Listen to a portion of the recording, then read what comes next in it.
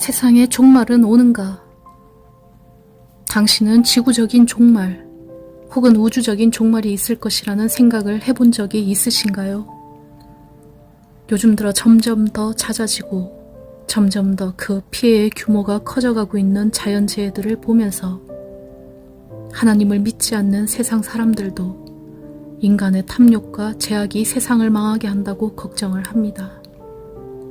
그러면서 어쩌면 세상의 마지막이 올 수도 있겠구나, 곧 올 수도 있겠구나 두려워하는 사람들도 있을 것입니다.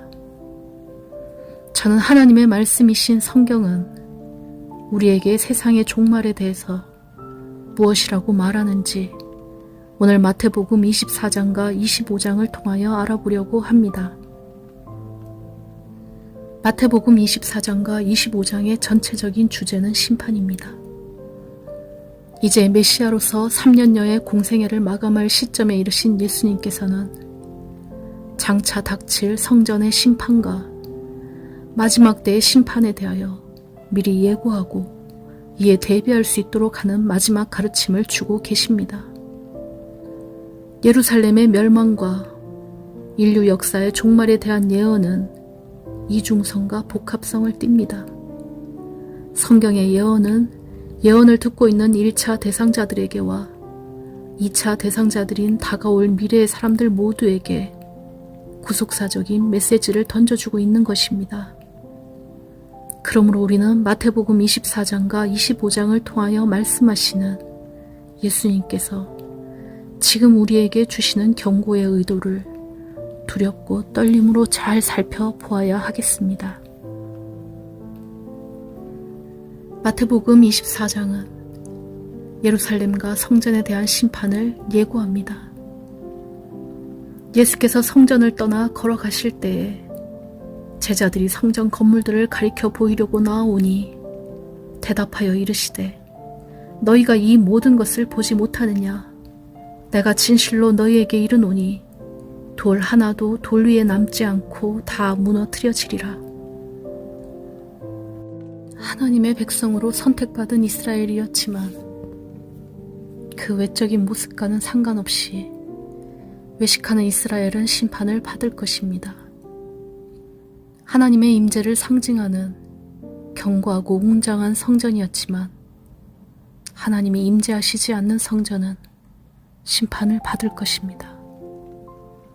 예수님의 예언은 가깝게는 예수님께서 예언하신 약 40년 후인 AD 70년 로마의 티투스 장군에 의해서 성취된 것으로 보입니다. 예루살렘은 멸망당했고 성전은 통곡의 벽이라 불리는 서쪽 벽만을 남기고 완전히 무너졌습니다. 하나님이 떠나신 성전이 심판을 받은 것처럼 하나님을 무시하고 하나님을 떠난 이 세상도 정한 때가 되면 심판받아 멸망할 것입니다. 두 번째로 성경은 종말의 징조에 대하여 예고합니다. 종말의 징조를 묻는 제자들에게 주님은 먼저 누구에게도 속지 않도록 조심하라 말씀하십니다. 진리 안에 경고히 서야 합니다. 속이는 자들에게 속지 않도록 눈을 크게 뜨고 정신을 차려야 합니다. 속지 말라는 말씀을 가장 먼저 하신 것은 종말과 관계된 속임이 너무나 많을 것이기 때문입니다. 그러므로 속이는 자에게 속지 않도록 우리는 베레아 사람들처럼 간절한 마음으로 말씀을 받고 이것이 그러한가 하여 날마다 성경을 상고해야 되겠습니다. 천하보다 귀한 내 영혼을 위하여 생명을 주시는 하나님의 말씀을 진실되고 가난한 마음으로 날마다 읽고 묵상하는 자들, 경성하는 자들이 되어야 되겠습니다. 많은 사람이 내 이름으로 와서 말하기를 내가 그리스도다 하면서 많은 사람을 속이리라. 또 너희는 전쟁과 전쟁의 소문을 들을 것이라. 민족이 민족을 거슬러 일어나고 나라가 나라를 거슬러 일어날 것이며 여기저기서 기근과 지진이 있을 것이라. 해산의 진통이 시간이 갈수록 점점 더 그 강도가 세어지고 진통의 간격도 더 짧아지는 것처럼 예수님의 재림에 가까워질수록 전쟁과 기근과 지진의 강도는 더 세어지고 그 간격도 짧아질 것입니다. 그러나 이런 모든 일은 진통의 시작일 뿐 마지막은 아닙니다. 그때 사람들이 너희를 환란에 넘겨줄 것이며 너희를 죽이며 또 너희는 내 이름 때문에 모든 민족에게 미움을 받을 것이며 또 많은 사람이 걸려서 믿음을 잃고 서로를 넘겨주고 미워하며 또 거짓 예언자들이 많이 일어나서 많은 사람을 홀릴 것이라. 그리고 불법이 성하여 많은 사람의 사랑이 식을 것이라. 우리가 주목할 단어는 많은이라는 단어입니다. 많은 사람들이 믿음을 잃을 것입니다. 많은 거짓 그리스도들과 많은 거짓 선지자들이 나타날 것입니다. 많은 사람들을 속이고 불법은 더욱더 많아지고 많은 사람들의 사랑이 식을 것입니다. 거짓과 속임과 불법은 다수이고 진실함과 진리로 인내하는 성도들은 소수에 불과할 것입니다. 끝까지 견디는 저와 여러분 되기를 바랍니다. 어떤 박해와 고난이 오더라도 예수님의 이름을 굳게 붙잡고 부인하지 않는 저와 여러분 되기를 바랍니다. 초대교회로부터 시작된 성도들을 향한 대대적인 박해와 환난은 종말에도 성도들로 하여금 극심한 고통을 당하게 할 것입니다.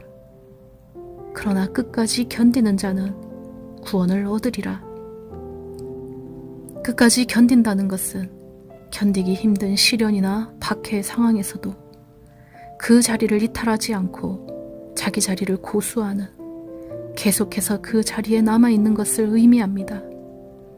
예수님의 이름 때문에 받는 박해를 끝까지 견디는 자가 궁극적인 구원을 얻을 것입니다. 끝까지 견디는 자는 구원을 얻으리라. 셋째로 마태복음은 전무후무한 대환란과 예수님의 재림의 양상에 대하여 예고하고 있습니다. 그때 큰 환란이 닥칠 것인데 그런 환란은 세상 처음부터 이제까지 없었으며 앞으로도 다시 없을 것이라. 하나님께서 그 환란의 날들을 줄여주지 않으셨다면 구원을 얻을 사람이 하나도 없을 것이다. 그러나 선택받은 사람들을 위하여 하나님께서 그 날들을 감하여 주실 것이라. 그때 사람이 너희에게 말하되 보라 그리스도가 여기 있다 혹은 그리스도가 저기 있다 하여도 믿지 말라. 왜냐하면 거짓 그리스도들과 거짓 선지자들이 일어나서 큰 표적들과 기사들을 보여 할 수만 있으면 택하신 자들도 미혹하리라. 전무후무한 대환란의 때에 사람들은 구세주를 간절히 찾을 것이고 정말로 그리스도인 것처럼 사람들의 주의와 이목을 끄는 자들이 나타나서 택하신 자들도 미혹할 것입니다. 보아라, 내가 너희에게 미리 말하였다. 주님의 재림은 초림 때와는 완전히 다른 모습입니다. 수많은 그리스도가 나타나 자신을 그리스도라고 말하겠지만 하지만 주님의 재림은 하늘이 진동하고 땅이 흔들리는 분명한 대변화와 함께 임할 것입니다. 번개가 동쪽에서 나서 서쪽에까지 번쩍이듯이 인자가 오는 것도 그러할 것이라. 그 환란의 날들이 지난 뒤에 곧 해는 어두워지고 달은 그 빛을 잃고 별들은 하늘에서 떨어지고 하늘의 세력들은 흔들릴 것이라.